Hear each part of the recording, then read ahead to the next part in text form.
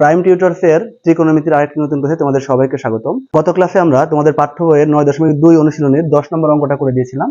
তো ওইখানে হচ্ছে 8 থেকে 11 নম্বর পর্যন্ত যে অঙ্কগুলো আছে সবগুলো একইভাবে করা যায়।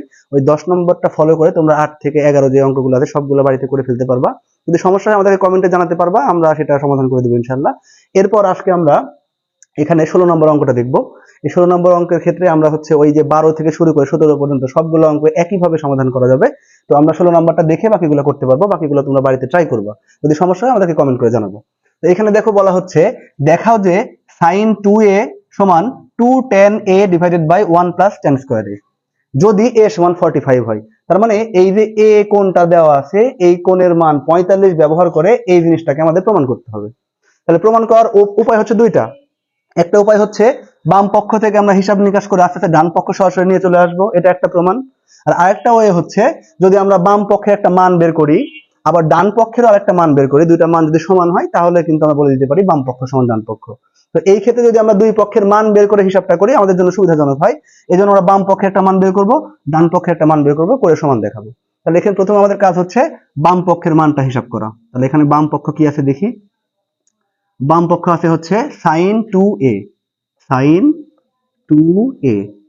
তাহলে দেখো sin 2 a এর মান কত, 45 ডিগ্রি। তাহলে আমরা এখানে যেহেতু a টা 2 এর সাথে গুণ অবস্থায় আছে, মানে থিটার মধ্যে আছে 2 টা, তাহলে আমাদের এখানে এই 2 এর সাথে 45 টা গুণ করতে হবে।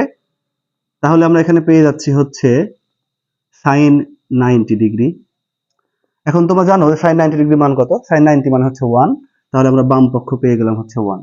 এখন ডান পক্ষ হিসাব করব, যদি সেম এই 1 টা আসে তাহলে বলে দিতে পারবো বাম পক্ষ সমান ডান পক্ষ। তাহলে ডান পক্ষটা আমরা এই পাশে করি। তাহলে এখানে আমরা দেখি হচ্ছে ডান পক্ষে কি দেওয়া আছে। এখানে আছে হচ্ছে 2 tan a divided by 1 plus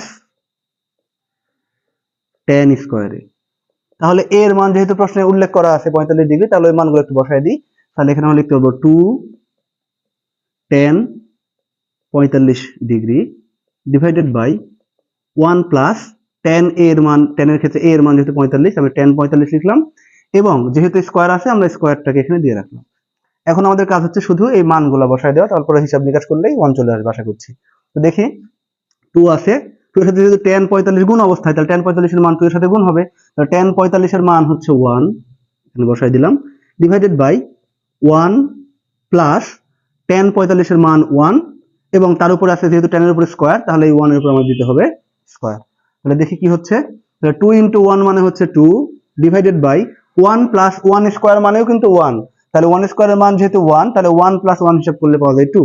তাহলে 2 কে 2 দিয়ে ভাগ করলে পাওয়া যাচ্ছে হলো 1। তাহলে বাম পক্ষ ক্যালকুলেশন করে যেহেতু 1 আসছে, আবার ডান পক্ষটা ক্যালকুলেশন করে 1 আসছে, সুতরাং আমরা বলে দিতে পারি অতএব বাম পক্ষ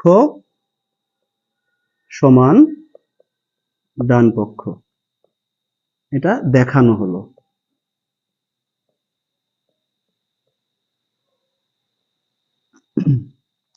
এখন এই যে মানগুলা বসায় আমরা অঙ্কগুলা করছি, যদি এই মানগুলা বসাতে কারো সমস্যা হয় বা মান পেতে কারো সমস্যা হয়, তাহলে আমাদের একটা ক্লাস আলাদা করে ডেডিকেটেড ক্লাস করা ছিল, যেখানে আমরা দেখাইছিলাম কিভাবে ক্যালকুলেটর ব্যবহার করে খুব সহজেই এই মানগুলো বের করে ফেলা যায়।